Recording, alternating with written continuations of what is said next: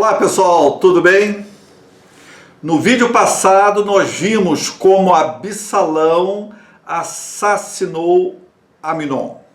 Vamos falar hoje Aminon porque a maior parte das Bíblias vai falar Aminon, né? Aqui no livro do Joe Baden, o tradutor traz Amon, né? Mas como todas as minhas Bíblias que eu olhei aqui, tá escrito Aminon. Então vamos contrariar aqui o tradutor e vamos falar hoje Aminon. Então no vídeo passado nós vimos o assassinato de Aminon por Absalão e que Davi estava envolvido nessa trama, nessa conspiração para a morte de Aminon. Cometido o fratricídio, Absalão tem que dar no pinote. Absalão não pode ficar em Israel, porque ele matou um príncipe, e não foi qualquer príncipe, ele matou o príncipe primeiro da linha sucessória, e seu irmão. Ele tem que ser punido, e punido pela morte. Mas claro, há uma articulação com Davi, então o Absalão vai se exilar, vai ter um doce exílio em Gessur. Gessur é uma cidade satélite, uma cidade-estado, cujo rei era avô de Absalão. A mãe de Absalão era filha do rei de Gessur. Então Absalão vai ser muito bem acolhido, protegido, cuidado, né? Ele não podia ir para qualquer lugar, né? Senão poderia alguém capturá-lo, digamos assim, pelo crime que ele cometeu e devolvê-lo para Israel. Aí Davi não ia saber o que fazer, né? Ele ia ficar numa situação complicada. Então ele vai ficar lá em Gessur com o vovô dele, né? Curtindo lá o exílio durante 3 anos. Enquanto isso, a situação em Israel vai acalmando, né? Com essa ida dele para Gessur, ele não sofre nenhum grande trauma, nenhum grande abalo maior, e ele está ali exilado. O tempo passa, todos nós sabemos disso, o tempo passa e os exilados, de uma maneira geral, retornam, né? De uma maneira geral, retornam. Quando ele retornar, ele vai estar apto, digamos, também a retornar às suas atividades na corte de Israel. Então Absalão vai ficar 3 anos lá em Gessur. Vencidos 3 anos, Davi e Absalão, eles avaliam que dá para voltar. A Bíblia não fala disso, mas provavelmente isso aconteceu. Então Absalão e Davi acreditam que ele possa retornar para Israel. Mas Davi não pode demonstrar de jeito nenhum que quer o retorno de Absalão. Afinal, Absalão matou o irmão que era o primeiro na linha sucessória. Então ele tem que voltar para Israel meio a contragosto, né? Davi não pode ceder facilmente o retorno de Absalão para Israel. Aí vai entrar em cena o grande pau-mandado do Davi, o homem que sempre fez o trabalho sujo de Davi, que é o general Joabe, um homem fidelíssimo até então a Davi e que cumpria todas as ordens de Davi durante décadas. Então esse general Joabe, um militar capaz, extremamente capaz, inteligente, sim, mas um homem extremamente violento e sem muitas firulas, né? Está junto com Davi há décadas. E esse general Joabe, ele vai, segundo a Bíblia, ele vai perceber que Davi está triste, que Davi está sentindo falta de Absalão. Ao mesmo tempo em que Davi está mais confortado, está mais consolado pela ausência de Aminon. Então ele percebe essa dualidade existencial de Davi. Então os redatores bíblicos vão converter o rude general Joabe num psicólogo, em alguém que entende a alma humana, num coach ali do espírito humano, e vai dar a receita para aquela cura daquele sofrimento, daquela contradição que o rei Davi está vivendo, que o rei Davi está agoniado e tem que acabar com aquela agonia, trazendo a Israel o Absalão. Os redatores bíblicos, então, vão inventar uma historinha que ficou muito famosa, que chama-se A Mulher Sábia de Tecoa. A Mulher Sábia de Tecoa. Então é preciso que Absalão retorne, precisa dar uma justificativa. Então os redatores bíblicos vão criar a historinha da Mulher Sábia de Tecoa. Como é que é essa história? Eu vou contar mais ou menos como a Bíblia está contando, né? E depois fazemos umas considerações. Então o general Joabe descobre uma mulher muito sábia que mora em Tecoa. Tecoa é uma cidadezinha próxima ali a Jerusalém, 18 quilômetros de Jerusalém. Existe até hoje essa cidade natal do profeta Amós. Então o general Joabe descobre que lá em Tecoa tem essa mulher sábia. E traz essa mulher sábia até a corte e instrui essa mulher dizendo o seguinte: você vai se vestir de luto, não vai passar perfume, para dar a impressão que você não está tendo cuidado nenhum com o corpo, porque você está imersa num grande sofrimento. E você vai chegar para Davi, vai ser marcada uma audiência sua com o rei, e você vai solicitar ajuda, vai suplicar, vai implorar ao rei ajuda para o seu caso. E explica o que ela tem que falar. Então, na verdade, vamos abrir um parênteses aqui nessa história, que eu acho esse assunto muito interessante. Muito interessante. Veja bem, essa mulher sábia de Tecoa, na verdade, pelo conceito que nós temos de sabedoria hoje, essa mulher não é uma mulher sábia, é uma mulher que é uma atriz, ela representa, né? E isso é uma coisa fantástica, porque esse fato vai transcorrer aí mais ou menos no século X antes da Era Comum. E nós colocamos a origem do teatro para o século VI antes da Era Comum, lá na Grécia.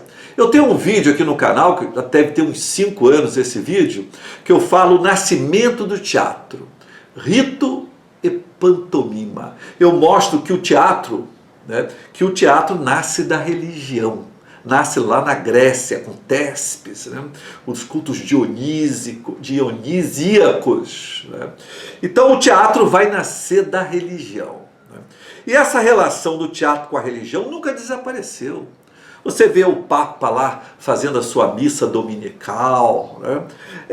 Aquilo ali é uma coisa altamente teatral. É altamente teatral. Você pega um pastor pentecostal no púlpito expulsando o diabo, dando seus pinotes para lá, dando seus pinotes para cá. Aquilo é uma coisa que você fica com atenção ali. Você vai no centro de candomblé e vê a pessoa manifestada ali com o orixá, com Xangô, com Inhaçã, com Ogum, né? Aquilo deixa você embevecido, meio extasiado, fantasiado com aquela manifestação do divino. Você vai no centro kardecista e o médium está psicografando, né? E o cara vai trocando as folhas e ele vai psicografando e vai trocando as folhas. É algo assim muito teatral, é algo que te comove, é algo que faz você pensar na transcendência.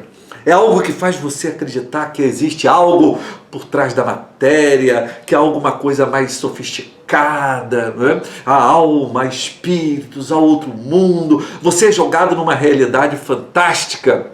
Então é esse aspecto da religião teatral que a religião que sempre teve, né? Que sempre teve e tem até os dias de hoje. Depois vai se desvincular da religião, formando teatro, né? Formando teatro. Né? E a gente olha aquele artista representando e a gente jura que ali aquele artista está vivendo na verdade. A gente chora, a gente ri, a gente fica com raiva, né? Ele mobiliza as nossas emoções, as nossas sensações, trabalha com as nossas contradições, com as nossas ambiguidades, mexe com a nossa alma, mexe com o nosso espírito. Né? Então, o tanto o religioso quanto o artista tem esse dom, porque são irmãos, eles nascem de um mesmo tronco. Né? E essa história é muito interessante porque ela transcorre no século X, antes da Era Comum. E o teatro a gente coloca o nascimento dele, no século VI, antes da Era Comum, lá na Grécia. Tem um livro aqui da Tânia Kalonga. Este livro aqui da Tânia Kalonga, A Dupla Face do Rei Salomão, Sabedoria ou Astúcia, que nós vamos estar debatendo com a Tânia Kalonga no dia 26 deste mês, uma quarta-feira, 8 horas da noite. Você já está convidado para a live, né? Tem que estar lá que nós vamos estar discutindo, é a tua chance de fazer uma pergunta diretamente para ela lá. Então espero que você participe dessa live. Neste livro aqui, a Tânia Kalonga vai falar da mulher sábia de Tecoa. E ela coloca aqui que tem eruditos, tem estudiosos, extremamente respeitados da Bíblia, que colocam o nascimento do texto escrito sobre a mulher sábia de Tecoa no século X antes da Era Comum. Então, ela diz, alguns estudiosos defendem que não só não havia a linguagem na narrativa oral, mas na narrativa escrita, lá nos papiros. Mas vamos dizer que houvesse somente a narrativa oral. Só isso já é fantástico. Só isso já é fantástico. Nós temos a prática do teatro, nós temos uma atriz reconhecida no Israel do século X antes de Cristo. Isso é uma informação muito bacana, né? É uma informação muito bacana. Bom, então a mulher sábia de Tecoa, ou agora a mulher atriz de Tecoa, ela vai e ela é uma puta atriz. Ela representa diante do rei Davi. Ela comove o rei Davi. Ela atinge o coração do Deus Davi, como qualquer grande atriz hoje faz. Né? Davi então se compadece da história que a mulher sábia de Tecoa conta. E qual é essa história que ela conta? Ela conta a seguinte história. Veja que articulação bacana, né? Que harmonia que há nisso tudo, né? Ela conta o seguinte: eu sou viúva e tinha então 2 filhos. Eles se davam bem, estavam no campo e tiveram uma desavença lá. E nessa desavença brigaram e um dos meus filhos matou o outro. Não tinha ninguém para apartar, não tinha ninguém para separar e acabou ocorrendo essa tragédia. Eu não tenho marido, agora fiquei sem um filho e só tenho um filho para cuidar de mim. Né? Uma viúva na antiguidade, sem marido e sem filho, estava lascada, não tinha nada. Uma mulher teria que ter marido ou ter filho. Né? Ela necessitava de uma presença masculina para gerir a sua vida e principalmente gerir sua vida econômica. Ela não poderia fazer praticamente nada se não tivesse um marido nem um filho para gerir a sua vida econômica. Bom, então ela conta essa história para Davi e fala: não tenho marido, perdi um filho e agora minha parentela quer que eu entregue meu outro filho para ele ser justiçado, quer dizer, para ele ser morto. porque ele cometeu um crime gravíssimo, o crime de fratricídio, que tem que ser punido com a morte. Davi, então, lá no seu íntimo, se identifica com essa história, né? Porque ele tem o Absalão que matou Aminon, né? E Davi fala: fique em paz, minha senhora, e vá em paz, porque eu darei ordens para que ninguém toque no seu filho. O seu filho não será assassinado. E ela teatralmente vai, então, diz para Davi: você é cúmplice daqueles que querem matar meu filho. E Davi: como? Você é cúmplice porque você também não permite a volta do seu filho a Israel, do seu filho que cometeu um assassinato, do seu filho que cometeu um fratricídio. Então você é cúmplice dessas pessoas que querem matar o meu filho. Aí a ficha cai, né? A historinha muito bem montada, né? E o Davi pergunta para ela: o Joabe tem alguma coisa a ver com sua vinda aqui hoje para nós termos essa conversa? E ela fala: sim, foi Joabe que me trouxe. Então ele dá ordens para que Joabe venha até ele.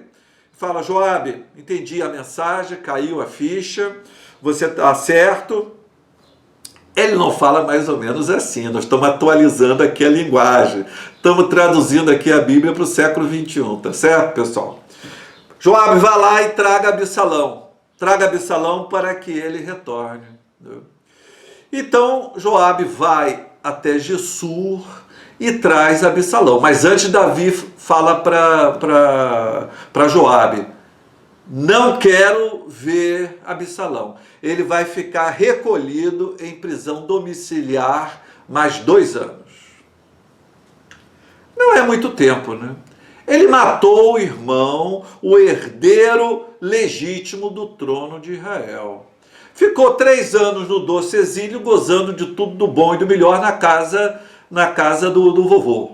Agora vai ficar numa prisão domiciliar, com todas as suas regalias. Enquanto isso, a situação política de Israel vai ficando mais propícia. O que o povo vai dizer?